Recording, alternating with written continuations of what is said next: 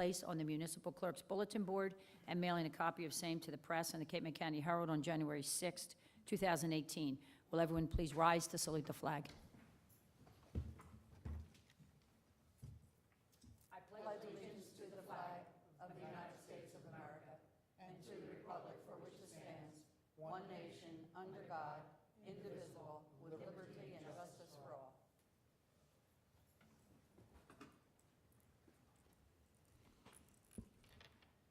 Where is everybody? We'll start with public safety. Mr. Parzik? Oh, we got one. The other two are on vacation. They're on vacation, and where's Debbie? God, where's Rod? She's on vacation, too. Good afternoon. Hi, Chief. The monthly report for October for the police department, there were 94 motor vehicle stops, excuse me, and one adult was arrested. An update on personnel, our one remaining Class 2 will finish working at the end of this month. We have 3 Class 2 recruits scheduled for the Winter Police Academy beginning in December, and our 2 new hires have been registered to attend the recruit training at Cape May County Police Academy in January, and they will attend that training until June of 2019. Our one full-time officer is still away at military training, and he's expected to return in April of 2019. Due to these 2 officers leaving for recruit training and the other officer at military training, I'll probably put in a request to bring back a Class 2 earlier in 2019 than we normally would, just to see what we could do there. I'll just put in the request. In terms of a building update, we're obviously getting very close. The anticipation has been building for a while, and I think we can all feel it with the excitement of how close we are. We're expected to have a temporary certificate of occupancy sometime this week issued, and that temp will take us into when the final phase is completed, sometime in March or so of 2019. The parking lot in the back of the building, excuse me, the paving is completed. The striping will occur sometime next week, and that parking lot will be open to the public December 3rd. Excuse me, just some scheduling for the remainder of the year for the building. Next week, there's a security training meeting, basically just for the police department to go over the security system with the officers that are involved with that. On November 27th, there will be a punch list walkthrough with the police department, Mrs. Goucher. I haven't told Grant yet, but I'll ask a representative from his department to come through just to make sure everything is documented properly. On December 3rd, that's when relocation begins. Love that term. That's not my term, but I love that term. And I'll be in touch with Grant as well in terms of the relocation begins on the 3rd, and the 17th is when the contractor is expected to be into our current building to begin renovations. So between the 3rd and the 17th, we'll have to start moving some things out and getting rid of things so not to be in the contractor's way. So that's when phase 2 of the project begins in the current building. The only thing that is left, we need to contact Division or Department of Corrections. They need to come down and inspect the cells, make sure that's okay. And the next building meeting is January 8th. So that's pretty much all I have. Does that parking lot end up with a kiosk? Is that what's going to happen there? I'm sorry, what? This parking lot then will be a kiosk lot, parking? It was, Was it? I Phase can't one. remember. we have, Yes, It was? we actually have the stuff now in order to do it.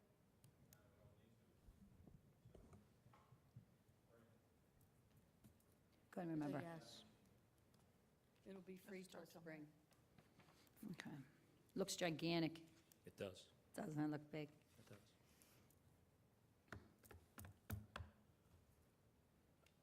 This is the only public safety department head Let's present. grill them.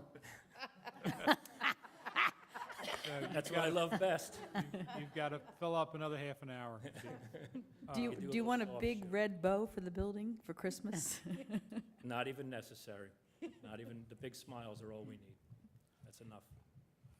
The OEM coordinator could not attend, and Captain Basacco from the Beach Patrol said he had nothing to report, and I'm not really sure where Roger Stanford is. Vacation. He's on vacation, so this concludes our public safety report for this meeting. No other questions. Okay. Thank you, Chief. Okay. Thank I you. wish Thank all of you and your families a happy Thanksgiving. Yes, Same same to to you. you. You too, Chief. Thank you. Recreation and tourism. Well, we're still without a director, so I think that Jill has all the information we need on Island Holiday coming up. Is there a reason we still don't have one? We're working on it, and because we had to get ready for the holiday, I've kind of put that off to the side. Next week, we will pick that back up. Okay. Had lots of applicants, correct? We did. Good.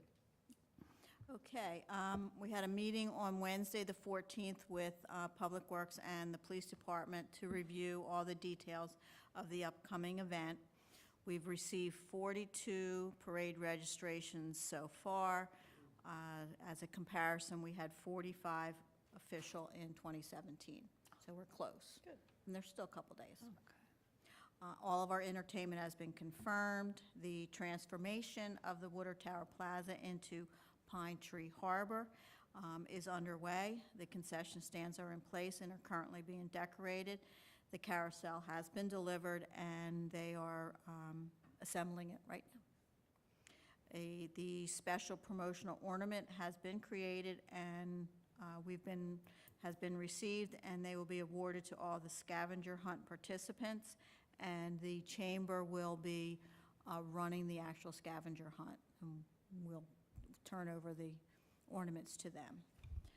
The pet parade details have been confirmed, the trophies have been ordered and delivered, and a special thank you to Frank from Paul Prince for his assistance with the event. The registration for the pet parade is from 11 a.m. to 12:45 p.m. Friday, the 23rd. And in addition, this year to the trophies, we had asked Frank if he could give all the participants a little treat, which he has so graciously agreed to, so we thought that would be cute. Very nice. Nice, yes. Big thank you to Tom Tice for donating the 20-foot Christmas tree, which now stands on the node located in front of the walk at Harbor Square, if you have not seen it. Thank you to Josie Rich and Public Works and to Kim for helping decorate the tree today. I was responsible for running out and getting most of the ornaments, and thank you to those guys for putting them in place. The official tree lighting is scheduled for Friday evening, the 23rd at 6 p.m., followed by the Merchants Hospitality Night. All the school children and children of borough employees have been invited to join the mayor in turning the lights on and singing some carols. We have the Middletones from Middle Township High School will be in attendance also to sing, and Or we could always use Bunny, too. We may need a little help, so There you make sure you're close to the front. yeah. Okay. And we also have hats for all the children that will be singing, so looking. We should have about, it looks like maybe 25 to 30 kids, Yeah, some it people seems like like is those, what that's we nice. have pre-registered. Yeah, kind and, of. when we did meet with Public Works and the Police Department, we did discuss for safety reasons with the kids and having the adults with the snow coming down at the same time, that it would be best to temporarily close the road down while that's occurring. So the police will be doing that. So it'll give people more room to be able to watch and participate. In addition, this year, Mrs. Claus will be hosting a story time at the Stone Harbor Library on Saturday, the 24th, from 11 a.m. to noon. And Evan, the vibraphonist, Kim and I were joking whether I would mess up vibraphonist, has returned this year. He was unable to make it last year, so he will be back this year. All the events are held rain or shine, so let's hope for shine. Push the rain away. Friday is supposed to be beautiful. Saturday during the day is supposed to be beautiful. It's telling us that there will be rain sometime on Sunday. We don't know when. I'm predicting after 8:30. Hopefully. Hopefully. Saturday. So everyone just push those thoughts and keep the rain away, because it will be rain or shine. And last but not least, Santa has been confirmed, and he will arrive and be in our Christmas parade. And that's it. Looking forward to it. And we're in 2 golf carts, 3 golf carts. 2. I believe it's 2 golf carts, 2 golf carts. and Josie and Mantura are with the float, right, with Caldwell Banker. So the rest of us meet at Seng Place at 5. 30? 5:30? Yeah, so this is, so everybody knows the same, right? So it's 5:30? 5:30. All right, so we meet at 5:30 at Seng Place, and Tim will have everything decorated and ready for us. You got all this, Reese? Put it in your phone? Okay. Anything else we need to know that? Well, we were just, Mantor and I were just having a conversation. We'll watch the weather and see what things are looking like as it gets closer and closer. That's all you can do, yeah. Keep our fingers crossed. 24 hours in advance, we should have a pretty good idea what's coming, somewhat of an idea. Yeah. So hope for the best. My fingers are crossed. Okay. And that concludes our report. Okay, natural resources. Natural resources, indeed. Lenore or Jill? Lenore. Lenore. Good afternoon, everyone. Hello, Lenore. Good afternoon. Got a few things for you today. Start with the bird sanctuary. The Department of Corrections Clean Shores Program worked in the sanctuary with the support of Public Works last week to continue to manage invasive vines and shrubs, kind of on an ongoing basis. They worked in the area of 111th Street between 2nd and 3rd Avenue, actually a little bit closer to 3rd. And again, they're just continuing to remove they're really just cutting invasive vines to kind of free up the trees. They're not really taking them down, they're just killing them, and then they kind of come down on their own, and also clearing the understory of the invasive brush. Undoubtedly, you've seen that when you go by. You can see the difference, and you can see the area they worked this time. We will try to schedule additional work in the same area later in the winter, so in next calendar year, probably around February. We like to have all that work done in there prior to the March 1st arrival of the early birds, as they are. And they do, in fact, arrive right about then. And I say progress continues to be good. Several of the areas where we have been working are really finished being worked on. We keep an eye on them, but they have flipped over to native vegetation, and it's not nearly the issue. Other places, we still go back. It's a repetitive treatment approach that we take there.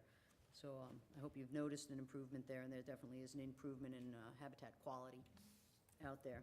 Just as an aside, the staff at the Institute continues to work on eastern box turtle study out there, where they notch the shells of them to mark them. It's part of they have a permit from New Jersey DEP that tells them so you can tell individual turtles out there. On the 4th year of the study, and there are over 100 box turtles in the sanctuary, all different ages, and that's kind of crazy. You go out and you keep capturing them, and at some point you start getting all the ones you know, and you can kind of, the population curve drops off, and you kind of get an assessment. It's still going like this, which is weird. So we kind of, they tend to occur in high concentrations, but this is more than anyone really thought in that kind of small area that there's that many turtles. And it would be great if you didn't tell that to the public, because they are protected and people do tend to congregate where they are. So we don't want people coming and getting the turtles that are in the sanctuary, but it's really a cool spot for that. And part of the managing of this understory is helping those populations that are there. So it's kind of a neat problem. We continue to work on new trail signage. That's being designed we kind of set on a 4-year path of updating the signage out there. Some of it, you can't even read, it was so bad. A lot of it was no longer accurate. So this would be the 3rd year, effectively. The first year we replaced the garden signage with a memorial garden sign by the pump house. This past year we did the 3 trail overlook signs that explain the 2 trails. And this next round that's in design now will be installed over the winter. These are 24 by 36 inch upright signs. They'll be 2-sided, and they're going to replace the signs that are currently by the pump house and at Holly Path. And if you go to those areas now, there's a cluster of signs. So I think, Ray, we're reducing the number of signs and the sign clutter out there. There really are like 3 or 4 signs, and we're going to just collapse that to a clean two-sided sign. But there'll be about, I mean, they're large enough signs, they'll have the map information and kind of the overview of the sanctuary. And then in 2019 budget for 2020, we will have some general informational signs, 3 of those going on in different areas. And that'll kind of really complete the signage transformation. And these signs should last a really, really long time. It might be changing them out when the information is not what we need, and that's actually not that expensive. The expensive part is the actual sign bases. So it's a consistent look. They're really high-quality National Park kind of scale signs if you haven't seen them. So we're pretty excited about that, to be getting that done. Lastly, the Bird Sanctuary Committee met and set in the end of September and set out their work plan for the next year. We're meeting again in a couple of weeks to kind of finalize out the year. And one of the big-ticket items that they're working on, I mentioned last time we spoke, was they're looking at the planning stages for a Phragmites management plan for the sanctuary. If you've been out there now, you can see the tall reeds is starting to be a bit of a challenge in the marsh areas. Both the fresh marsh as well as the salt marsh areas are becoming a problem. We've been meeting with restoration consultants to try to think about what we need to do and understand the planning process with required permits there will be for that, as well as grant opportunities we may have and an overall strategy to how to address that. The committee effectively plans to spend 2019 in the planning and understanding phase to get things organized, and then we'll be presenting more information to the Natural Resources Committee with recommendations that would ultimately come back here. We do think there are some great opportunities for funding for that. We are starting to lose habitat there, if you haven't been out there. The initial plan that when all the work went on in the sanctuary, replaced the float pipes and all that big restoration project went in, there was funding associated with that for Phragmites management, and that continued for a period of 5 years towards the end of that time frame, and then was extended for an additional 2 years through a partnership with U.S. Fish and Wildlife Service. And they were going in and manually treating the Phragmites and keeping it down. Those permits all expired when the mitigation of that site was done.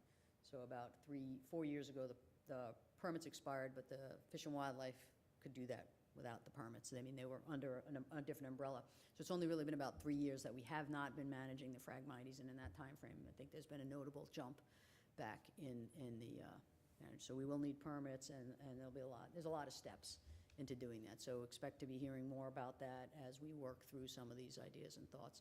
I did have a consultant out, and he hadn't been down here. He drove down from Trenton to help us look at it, and his comments over and over again, he could not believe what a gem this place was. He had no idea that kind of habitat existed here. He was amazed that the committee, the council, had the foresight to be managing the invasives the way they were. He's like, most of these sites are just, they have the potential, but they're gone.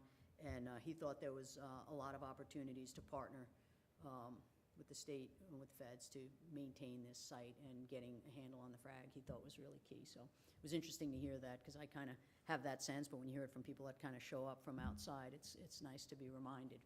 So he was really of that. impressed. He was impressed, and he also thought, because of the quality of the habitat there and the work that's been going on and the way it's being managed, that there was probably a high likelihood that we would be able to find funding partners. He mentioned the potential for some of the natural resource management funds that come in. Those are monies that come in from fines that go to the state, and then they get redirected to restoration projects. They have to be selected as such. He thought there might be he thought this might be a qualifying project. So we have there's a lot of groundwork to be done. That's why I think we take next year for that kind of groundwork, to figure out what we need to do, think about the permitting processes and those kinds of opportunities, and then we'll come forth with a plan, and then council could decide if they want to implement a plan or what that looks like going forward. Any questions about that piece? Okay. You have before you, I believe, dune vegetation management plan. Yes, I gave them Vision, the updated version. But the new one. Jill asked me to comment on this. You have The Natural Resources Committee met with Lomax to review the dune vegetation management plan. It was a combination of the application process, and also it was based on a request for maintenance pruning of native vegetation.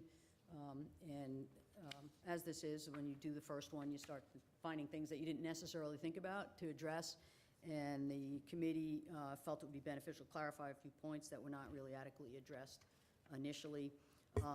And also, after a lot of discussion about what the committee felt was the best approach, thought it would make sense to create a guideline document to kind of memorialize the discussions and the thought process of the committee, as well as to make an amendment to the application process. And I believe that's what you have in front of you. The specific areas of interest are related to establishing, first, the frequency with which maintenance pruning should occur. And maintenance pruning refers to management of the native vegetation that's out there, which is a height trimming and maybe removal of dead material and brush. The first time when the plan came into place, the contractors go in, they remove the black pines, any of the invasive vegetation. They also can do maintenance pruning back on the natives to a certain height. They can't take them out, but it was a 10% height reduction and removal of any dead material, removal of invasive vines, and then the planting. The sponsors came back looking to maintenance prune the native vegetation again in a year. Every year they wanted to come back and maintenance prune, and we had not addressed. We were silent on frequency. But if you think about that, every time you prune something, it grows back again faster in some ways, and it's also the opportunity for damage and impact to the dunes. So there was some concern about what frequency that should be. So the committee recommended that that should occur no more frequently than every 2 years once the project is established. So given that these are 5-year projects, typically assuming survival, it would be that first pruning would occur in year 1 when the project occurred, and then at year 3, and then again at year 5 if the sponsor requested that. They may not. They may say they're done at the first year, they're happy, but if they wanted to do it, it would be on a 2-year rotational basis. And then if everything was survived, the project would end at the 5th year. So that's the first recommendation, is to establish some statement of frequency. It still holds that there's a 10%, no more than 10% reduction on the height for that pruning level. And there was also, in the original plan, they set a benchmark height that says if it's a tree of certain, they shouldn't be cut lower than a certain amount. So shrubs have a certain height, trees have a certain height, and that's kind of just set based on how fast they grow. So every 2 years, if they wanted to come in, they can take those trees back to that benchmark, but no more than 10% of the tree growth. So it was really just we don't expect to be out every year gardening in the dunes. It's more of a maintenance for the health of the plants and the health of the dunes. And then the second one was a question about what happens after the 5-year period. If the applicant wishes to continue maintenance pruning, do they have to go through a whole new application process? And we thought it would make sense. If somebody did wish to continue to maintain that property, they could do it with an extension and then follow all the same rules, but it wouldn't need to be a whole new application process. So I believe those are the two clarifications. The guidance document is new, that just kind of memorializes that, and then there's just an edit to the main document that clarifies those 2 points. Now, how do we go forward? Do we have to change this by resolution, ordinance, or whatever? Yeah, I think the next step, I don't think we did it by ordinance, I think we did it by resolution. We wanted to bring it to council so that they understood what the recommendation for the changes were, and then we can bring that forward at the next meeting if Okay. if it just needs a resolution, but I'll have to Got it. double check that. Next meeting. If it has to be done by ordinance, it'll wait till Right. till January. If it's just by resolution, we can bring it forward the next meeting. Anybody have any questions on the dune vegetation management plan? Good job. All right. And then the last thing I wanted to talk about is under the heading of coastal resilience. There's 2 topics here. The first one is that the U.S. Army Corps, working with New Jersey DEP, along with the Institute, are in the very late stages of planning and permitting for the dredging of the Intracoastal Waterway near Sedge Island. That standard shoal area that keeps popping up is due to be dredged again, and the intent is to beneficially use that material to create a second elevated nesting habitat in the vicinity of Sedge Island. It's a place called Great Flats. It's across from Nummie, across from the channel. It's in Middle Township effectively. Again, we're saying very late stage permitting, but there is the potential for dredge to be on site on Saturday. That's late stage planning, but that does appear to be what everyone is hoping for. The Army Corps will be releasing a statement with all the details as soon as they have that last T dotted on that. The habitat will be similar in size and elevation to the one on Ring Island, and it's just the lessons learned. That was been a greatly successful. There are 5 black skimmer colonies in the state of New Jersey, and 2 of them are in Middle Township, in Stone Harbor Point and on Ring Island, and there's hope that this will also attract and continue to build that. So 3 out of, and the other site is on another one of these habitats that we created last year. So 3 out of 5 is pretty darn remarkable in terms of they clearly want to use these sites. So I will be in touch. We'll be releasing details on the dredging, but don't be surprised if in fact a dredge pops up on Wampus Edge in the next few days. And we're hoping that'll move forward, and hopefully the weather will not be 12 degrees. Seems to be what it is. When we do this, you can blame the U.S. Army Corps. That seems to be their MO. So no. Lenore, Yep. that'll be on the west side of Sedge Island, It right? will be, On the channel side. so it'll actually be on the west side, west of the Intracoastal Channel. So it's not on that map. It's basically just below that. So if you were to, the channel turns in front of Nummie Island there, where it makes that 90-degree bend. Yeah. The habitat is across from that and to the south and west of, basically the south and west of the CDF, Site 103. Okay. Across the channel from Okay. that on the other side. Okay. That's called Great Flats. Okay. So it's up in there. And it's actually sitting on top of an old disturbance area to raise some of that platform elevation for resilience as well as for nesting habitat. So another component of this that I'd like to seek your support for is the National Oceanographic and Atmospheric Administration had a call for proposals out, something they call the Ecological Effects of Sea Level Rise. It's a competitive grants proposal.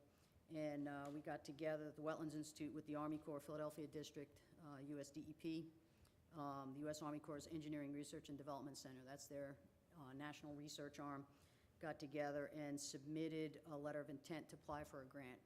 And the idea behind this grant is to create what we're calling the 7-mile Back Bay's Living Laboratory.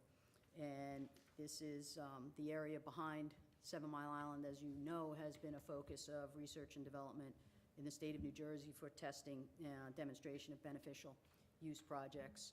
And it's a perfect place to expand experimentation for these types of projects. The idea is it would be a demonstration area and research site for what they call natural and nature-based features using beneficial materials. And the whole idea is to get at coastal resilience and marsh restoration. We submitted that letter of intent and with a 2-week turnaround to be invited to submit a proposal. The proposals are due in early January. We were strongly encouraged to apply for the full proposal with that project set. So our goal is to establish that laboratory. That laboratory will probably be established regardless of whether or not the funding comes in, with support from the Army Corps Operations Division to continue to evaluate project sites here, along with the Army Corps Research Division and the state. So we will create a laboratory there. And then our goal is to attract significant funding and leveraging dollars through this grant process. We already have a suite of projects. You're familiar with the muddy system that was used to elevate the marsh platform behind Avalon.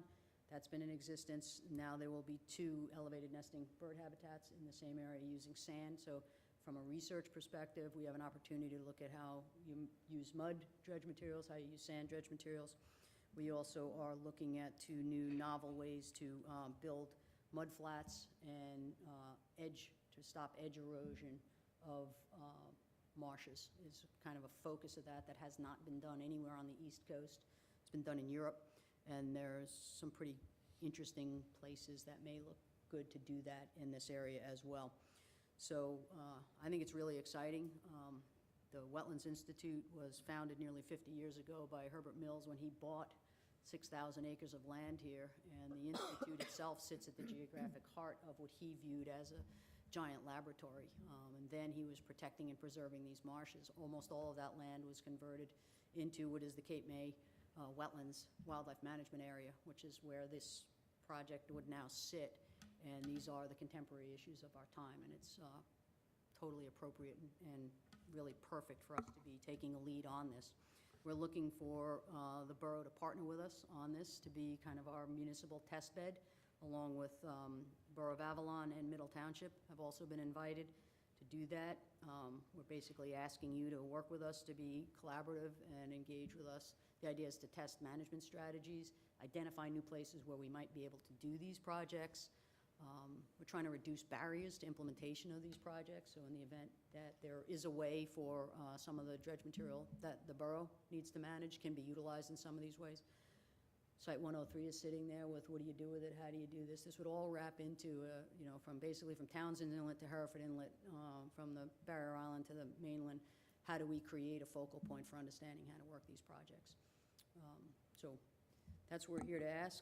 We're asking you not for money, remarkably, I know, but for a letter of support to that effort. And Lenore, may I ask a question? absolutely. You said you're going to build mud flats and sand flats? Potentially. How large an area are you starting with, and what do you expect it to grow to? Yeah, we don't have any of that, so the first year of that would be we have to do hydraulic models, we have to figure out where material would move, we have to understand whether there's fish habitat we wouldn't want to impact there. So none of that is known. The goal is to try to demo a project like that, so we don't have an area or location, a size, material. We don't have any of that figured out, but some ideas, but we don't know that yet. And then after it's established, per se, where would you remove all that to, or does it, I'm trying to understand this a little more, or does it stay there permanently? It stays there permanently. So there are two, it's kind of interesting, there are 3 or 4 places in the state of New Jersey, in the Intracoastal Waterway, that are problems. One of them is the turn at Sedge Island, which Right. is sand. The other one is what's called the football field up north, just behind Avalon, coming up behind Sturgeon Island. The Institute owns Sturgeon Island, there's Gull Island up there. That's the other giant place. There's still about 80,000 cubic yards of mud there that needs to be moved. So those are 2 places that are constant maintenance dredging challenges for the Army Corps. So that's one of the reasons to try to find beneficial sites where we might be able to use some of that material there. And it's a lot of material. The Avalon test site for the muddy material, that was used about 80,000 cubic yards, and there's still 80,000 cubic yards that needs to come out. So it would be dredging that stretch as well as dredging. So you're seeing we're marrying dredging needs and maintenance dredging needs with an opportunity for ecological uplift and habitat development.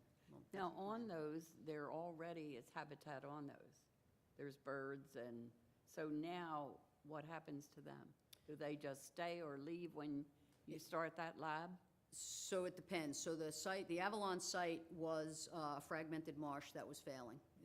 The marsh was opening up into mud flats up on the marsh platform, and there were edge erosions coming in to open up new parts. So the marsh was basically falling apart. It was like Swiss cheese falling apart. So that project, this was done in 2014, brought mud up onto the platform to fill all those holes, and then it was replanted. That site's about 60% revegetated. While it's in mud flats, it's being used by other birds and other habitats. So there's always, there are habitat trade-offs. So when you think about the Ring Island, that was a marsh that was turned into a sand dune complex for nesting birds. So that's part of what the study is it valid to do that? And we ended up with great nesting success for a series of state endangered birds. So we gave up an acre of marsh and gained an acre of nesting habitat. So these are what this laboratory does. Is it acceptable to do that? What are the trade-offs? Where are the appropriate places to do that? What kind of material do you use? What do you need to know ahead of time? So both of those projects were incredibly expensive because of the amount of pre-restoration work that had to go into determining all of these things. So we're trying to figure out is what do you need to know? How do you make it certain? I think part of the borough investigated whether you should do any of these things in your dredge material management plan, and you kind of walked away from them because of the uncertainty is just is so tricky. And what do you do? And same thing with Site 103. You really haven't had a good answer whether to do anything with Site 103 because of the uncertainty of all those things. So to the extent that this kind of study sites gives us some more information about that down the road, it may make sense to be able to do that. The other part of this project is going to identify a whole host of, one of the exercises we would want to do with the boroughs is identify opportunities for restoration. Where could we do restoration? What would that look like? So think about it the other way. One is where does the habitat need help and what would that look like? The other is where could we do that for ecological benefit? So But in the it'll be two process- ways. In the process, you're protecting the habitat. You're not neglecting that at all. That's correct, and that would be the idea. And then that's exactly right. Okay. Thank you. Yeah. Anybody have questions? So attached is the letter that, I'm sorry.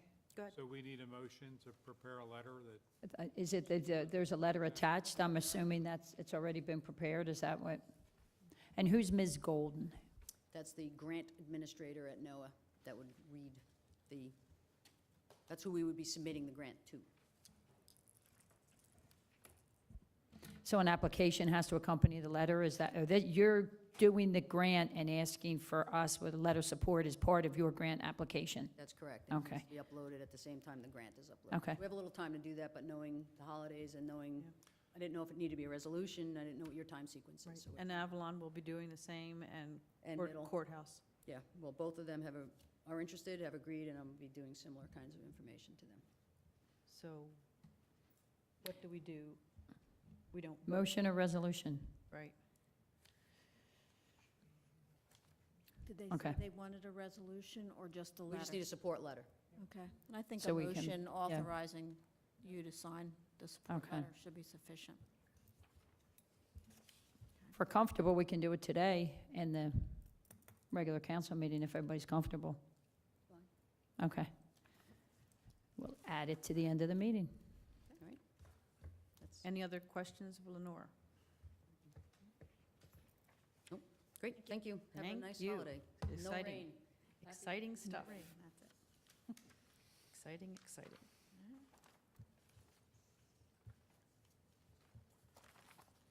Oops. Nothing else in natural resources? Don't think so. That's it. Okay. Item of discussion, parking.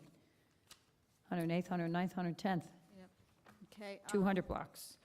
Sue and I prepared, mainly Sue, the ordinance based on the conversation at the last meeting, where we added in for 108th, 109th, 110th Street, that angled parking was from May 1st to September 30th, therefore allowing people to parallel park after that.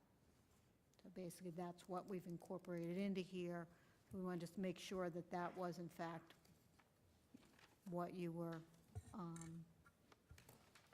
thinking, and if you had any issues with it or any changes you wanted to make. I just have one thing to say. If, other than these streets, if people come forward just like those people did, are we going to make changes to every street if it seems appropriate, just like this one? Well, it's the width of the street that's really, That's what I Is meant, if what's- it's appropriate. right. The other streets aren't wide, they don't have this same. Do we have any other possible locations for that off the top of our head? Any other ones, Grant? Yeah, they would be the only ones that are that kind of width. well, I think this is also, as far as I know, it's the only area where we've had comments from the public about, can we please do this? Right. I mean, I don't, And I'm going along and agreeing with what you're saying. However, how many, I just think it's appropriate to let the people know on all the streets that this is a possibility. I mean, we've had maybe, 2 or 3 or 4 on those 3 streets that are asking for this. I think everybody should know that it might be coming, it might be happening before we do it. I mean, is it the majority that likes it, or, you It's know? well, I guess have it's no it's the idea. year-round folks are the Yeah. ones that are asking for it. Yeah, but again, I have I mean, no we can- idea how We many. can certainly do a list and provide them with a copy of the draft, because we would not be doing this until January anyway. So that gives us Yeah, I just time think to it's do- fair that everybody tries to know we try to tell everybody or share with everybody what's going on and the thought process behind it. So in the letter, it could state if there are any, or you don't have to state it, but any objections, it Yeah, would come we can- forward. Yeah, we can, advise them that this is what we're looking at, introducing in January. If they have any concerns, questions, they can certainly contact me. I have a couple questions. Are we talking 2 or 3 streets? 108, 9, and 10, or 108 and 9? Want to wait? 8, 9, and 10, 10. So there are 3. correct. Okay. And also, are there diagonal lines already there? There are not, and we're recommending that we do not put any lines in. Okay. That's a good Isn't idea. there, it's 110, isn't there, looks like there's 4, not 3, right? Because 100 and, There's 3 streets, 110th has 2 sections. okay. So no, there'd be no lines? No There'd lines. just be the signs indicating We would just what put it the, is? right, just the Angle signs Park advising them following when. months. And this is between Second and Third. Second and Third on 108th and 109th south side. Then when you get to 110th, between Third Avenue and Sunset, it's on the north side. And then on the south side of 110th, between Second and Third. Like Charles said, brought up at the last meeting, I'm not even sure we need signs. I mean, I think basically the intent behind this is just to allow the year-round residents to parallel park in the winter.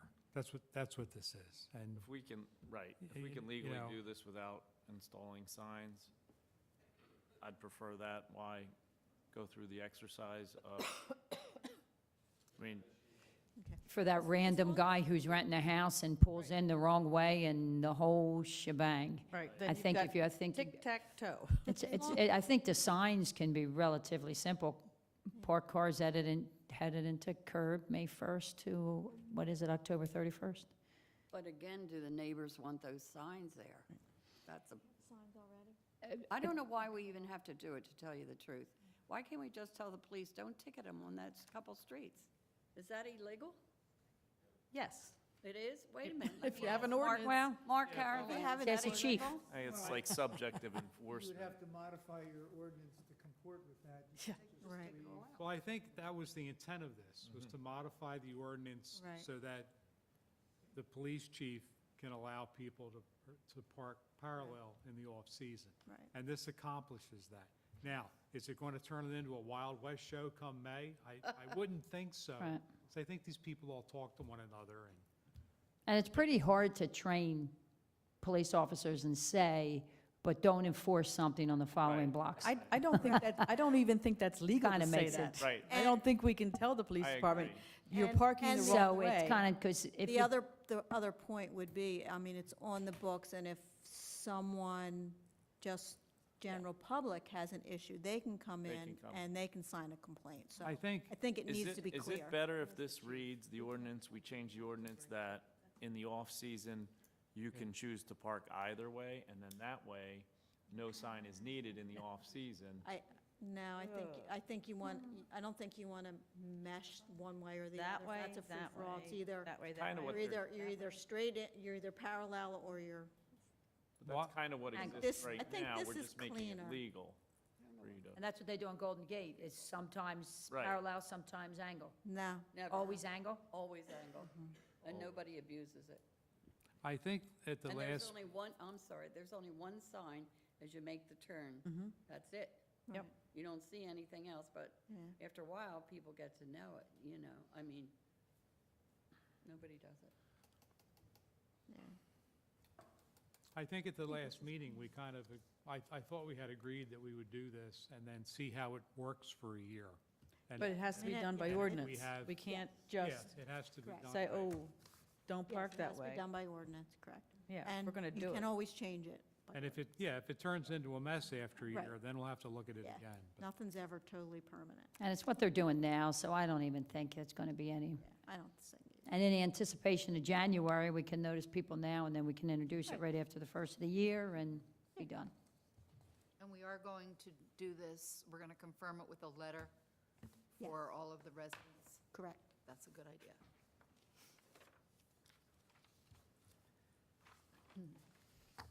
So this will come up for first reading next month? After the first of the sometime? year. After In the first of the January. year? You can't start Yeah. an ordinance now that you can't finish. And then in the meantime, in the interim, we can notice all the property owners there.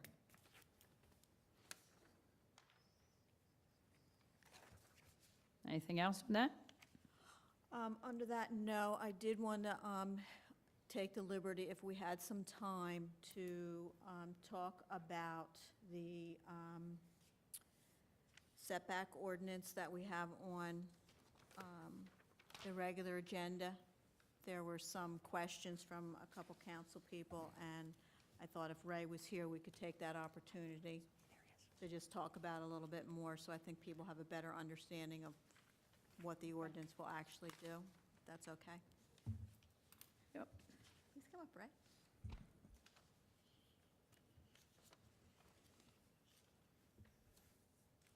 And I don't know if the council people want to express their concern or questions they had, then we can talk about it. I'll go first. Thank you. I have a little trepidation with this ordinance, only because, and the only reason is, I hate to create, well, bulk's not the right word. I think we have plenty of large houses in this town, and I'm leery of changing any ordinances that may permit these houses to get even larger than they are. I know we went higher because we had to, and I'm very,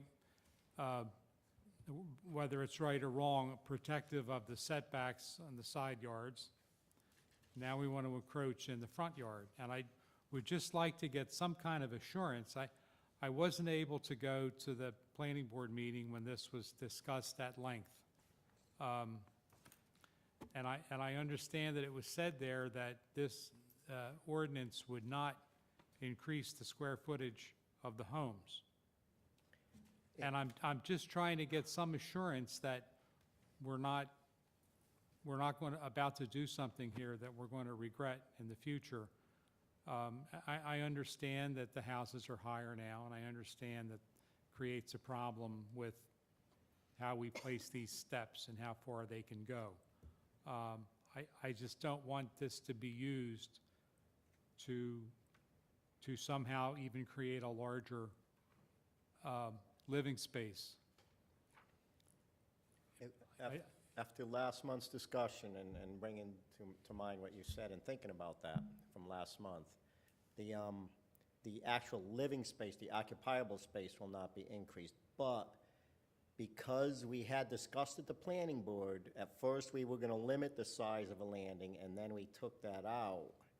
If you can picture what a bulkheaded back bay looks like with a multi-level deck, 30 inches above the plane of the bulkhead, and then another deck, this ordinance does create a situation where that could be the case in the front yard. And I've realized that since our last discussion.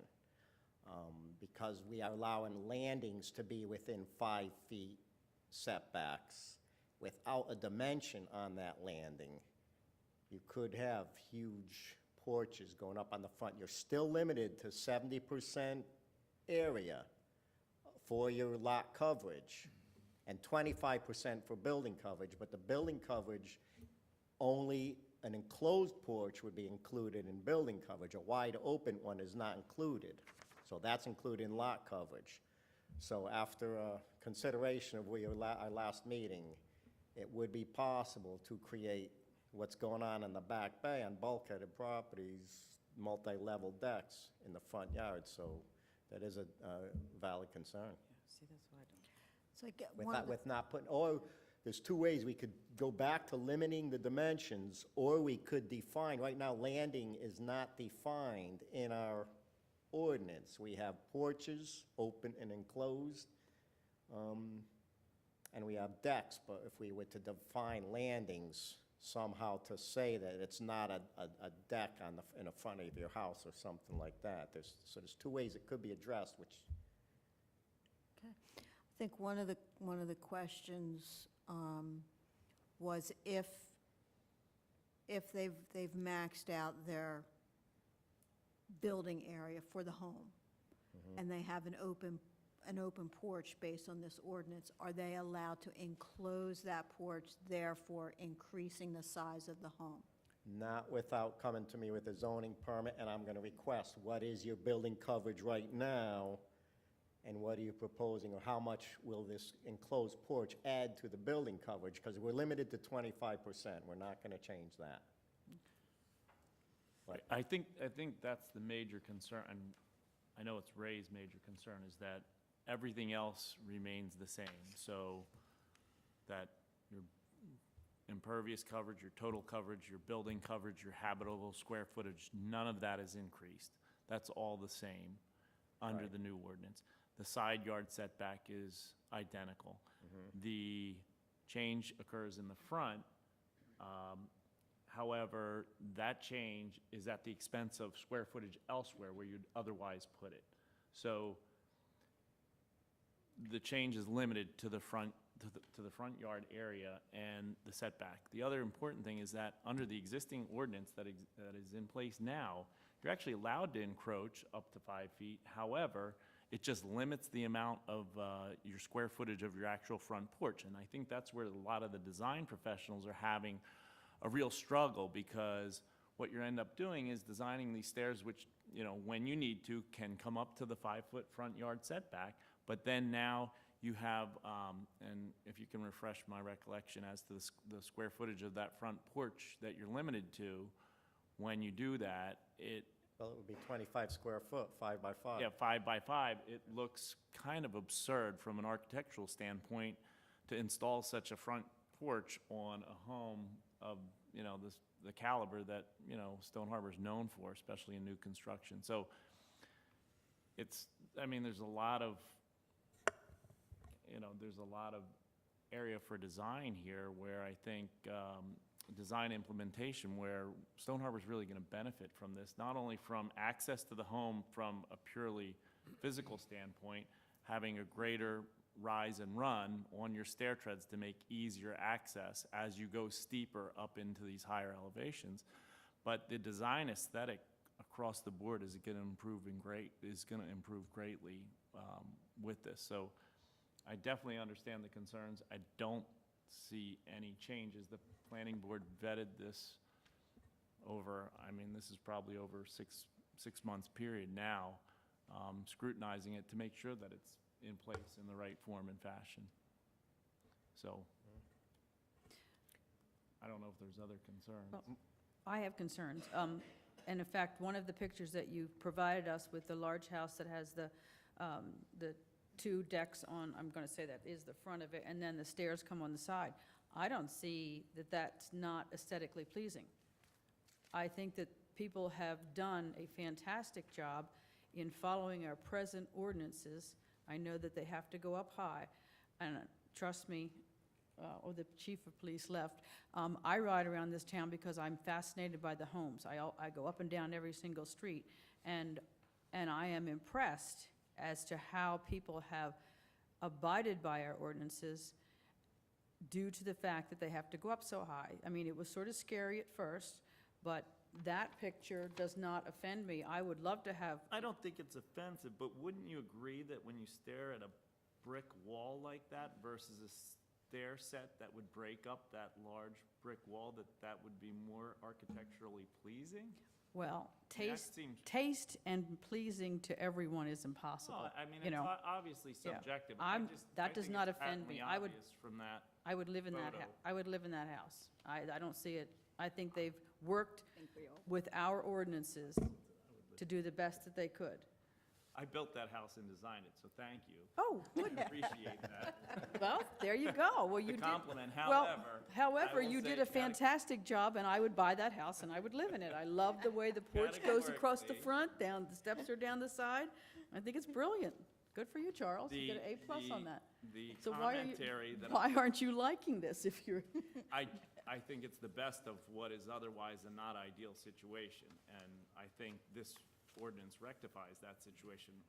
The commentary and feedback is that, you know, it's a shame that you have to stare at what is otherwise a giant brick wall now. Again, a stair set, breaking that up, set in the middle with landscaping on either side of that front stair set Yeah. would look magnificent. And you stare at a big, great front door with a transom and two side lights that come all the way down. I mean, And I in think my you mind, notice it's a the difference. no-brainer. And I think you notice the difference when it's in its context, when you go and you see what it Right. looks like to have these beautiful sweeping staircases, and you're looking from the street, and, you know, you can definitely see that there's a difference in the character of the home, that the front of the home is clearly the front, there's the front door. but they all have the And it's option, beautiful where you see the door. they have the option of doing that if they redesign the house. I guess they gotta go smaller, correct? Yeah. Right, they'd have to go Sure. smaller and, right, Yeah, if you have to use up that space, you you'd gotta have to give it go up smaller somewhere. to Yeah. set back. Yep. We have one on Hence- 100, as you come off of 104th around Golden Gate on the right-hand side, and the steps go like this. Yeah. I know the exact house, and it does not look, That's an opinion, that it doesn't look course. right. again, But they did it, Again, in but at it the worked. planning board, we had several design professionals who were, you know, work in this industry. If you were there and saw their testimony, you would see what they're saying, that they hate these situations, and they do their best to work around them, but the homeowners aren't happy when they have to deal with it, and nor are the design professionals. So we're, May I bring one more forward? I have a couple copies to pass on this thing. My question is, did you sell those houses? This is a house I had to deny, I and mean, this is redesigned. I could Charles. prove that because the porch became. Did you sell that house? of course you did. On Berkeley. Thank you. I have to deny these plans with the ordinance, but then I can approve this is the same house with the redesigned front steps. Oh, well. Because they decreased the porch size, now it fits our zoning ordinance. It's just one example, there's lots of them. And another, I'd say at least 90% of all homes coming to, all designs coming to our, through the construction office now, they're pushing them at, if we're allowed 70% is allowed, 69.2%, 69%, 68.9%. They're all pushing the lot coverage right to the limits, the design professionals. So even though what I had described when I first walked up, that you could possibly, with the way the ordinance is written right now, have a multi-levered front deck, I don't, No. that you would have to lose your 69% somewhere else. A lot of design professionals would You're exactly take that right. away from something else to do that, but it We is dis- possible. We discussed this, that Yeah. the value of land here is so great that it is really self-regulating. No person here would give up square footage in favor of a more elaborate stair set with landing, That's how he had to do it. coverage in lieu of habitable square footage. It's at such a premium that no one in the right mind, you'd be losing money to do that and losing habitable square footage in favor of, You know, however, people are buying these homes, are buying these lots, taking them down, and what they are supposed to do is go by the ordinances that they have just bought. And I think that they are doing a fine job. So I get where you're going, but it is not our job to design it. It is their job to design it to the limits and standards and amazing ordinances that this borough has set forth for the last 40 years. Right. Not thinking, can I finish? we just changed the ordinance to go 2 feet higher. Everyone's at elevation 11 now. I understand So that. now you're going up 2 feet higher to get into your house.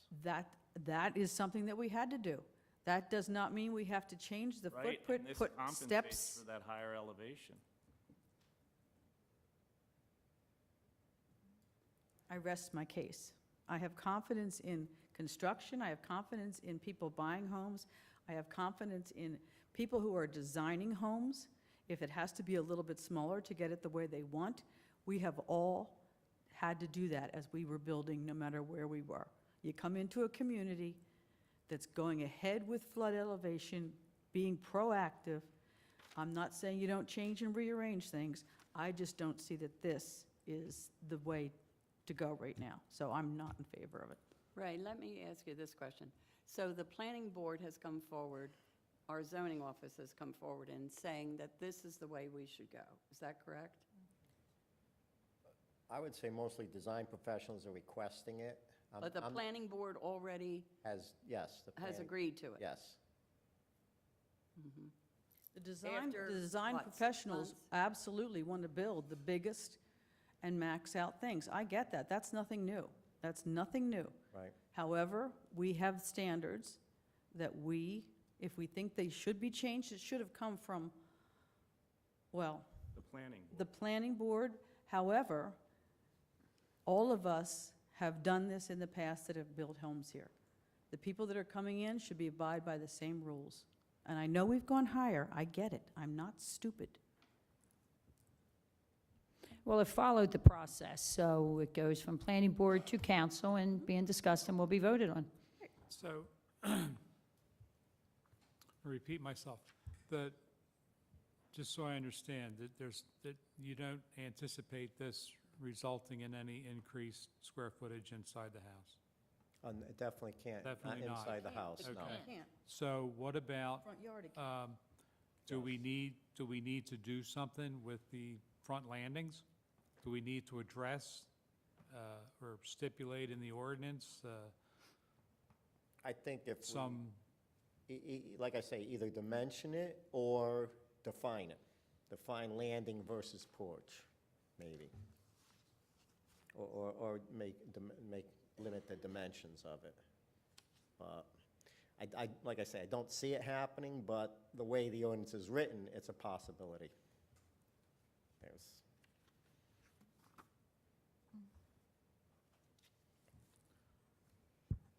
Define the size of the landing. Or just define landing in our Define landing. definition, because the ordinance is written a landing. So if you define landing as something separate from a porch, then you define the size of a landing, then your porch could still be elaborate. But if you're trying to put a landing down there, it could not be so big, so huge. If we just separated Again, and landing from porch. It doesn't harm to define landing. I think more importantly is that, again, no one would design an elaborate landing and use up coverage in such a wasteful manner. But if it helps to make everyone feel more comfortable about defining it, then Can someone make their front yard a complete patio and put chairs and tables in it? Someone has done it. I know, and we're actually not fighting, Well, we're addressing that now, yes. Well, before we do anything more, I think we should make sure that you cannot make your front yard a paved or Pat. landscaped, or define what you can have in our front yards. And some people have corner properties, and others just have a property that they have maxed out and decided they've maxed out the back, and now they're going to move into the front with tables and chairs and awnings and tape and umbrellas. So that, I don't think, would be at all attractive in this town. Right. Can that be regulated? well, But that doesn't have anything to do with what we're talking Right. about. Well, it's opening up a box. It's opening up, if you're going to have a landing, and you're saying we don't have a definition for a landing, which I think is very easy to do, right around town. Well, but you just gave your definition of what you had said was your opinion of what you liked or not liked with the other one. Now you're giving your opinion with this one.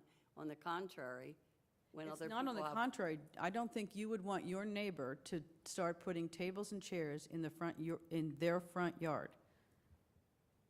Well, we'd have to address it. I brought up this landing issue at the last meeting, right, which was 2 weeks ago. And it Has took this a been while back to sink the in. planning board? This hasn't been back to the No, planning board has not since come that. back. No, we haven't had a Had meeting. Has right? not come back, right.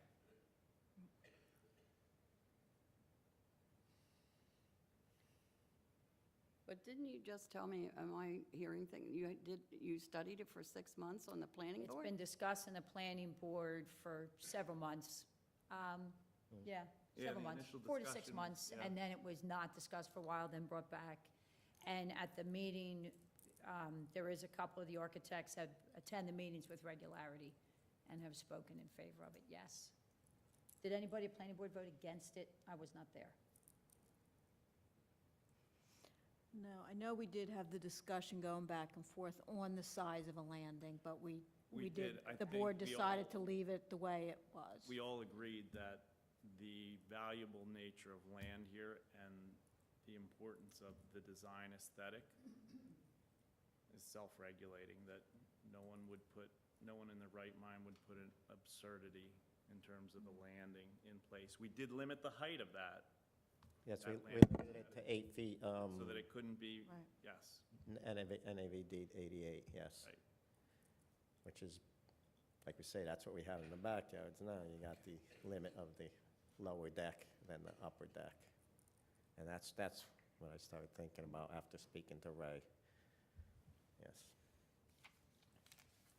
I mean, the reality is, you can use your coverage to do anything you want within that setback. Anyone, as long as you maintain the certain minimum square footage interior, you could use the rest of your coverage as reasonably or as unreasonably as you want, right now. So if someone wants to be absurd with the use of their land and be foolish, if you will, in improving that land, well, then they have the right to do it right now. And so you can tailor your ordinance really specifically if you want, but at some point, you're bordering on absurdity, so. Ray, in your professional opinion, not in an architectural opinion to serve the architects who come to these meetings and who lobby for it, in your opinion, as you represent Stone Harbor, do you think this is the right thing to do? In some instances, yes, I think it definitely has to be defined, like, again, after Ray's comments last month and thinking about how this could look in the front yard with a lower deck and an upper deck, yes, it has to be defined better, I believe, so that, like the instance I showed you, the picture I just sent around, that you definitely want to improve on. Because you had this beautiful front stairs. I don't know if you can envision that, a finished product with the stone veneer front and everything, from what I just sent around. The first one that I had to deny would be much more beautiful than the second one that I actually approved. So in that instance, but if we can define it at the planning board, define it to not allow these elaborate front decks or landings up to a front porch, and to define it better, yes, they make very beautiful, some of the architectural designs are exquisite, but trying to define the two to keep people in line too. So why don't we do that, then It's- get it back to the planning board to define the landing? We'll do that? Thank you. Let it go back? Thank you. Okay. Okay. You're We'll welcome. get it on the agenda for December, I think our next because our next one, we have one Monday, so the first, we're going to end up having, we're having 2 in November, correct? Planning board We meeting? have one Yeah. next Monday. Monday we have one. Yes, we can have it Okay. back on there and then reintroduce something in January. Yeah. Okay. Okay. See you there, Ray. That's it, any other questions? Thank you, Ray. Thank you. Thank you, Ray. Okay. No, do you? Anything else? That's all I had. All right, that concludes our work session. Motion to adjourn. So moved. Second? All in favor? Aye. Aye. Opposed? We're adjourned.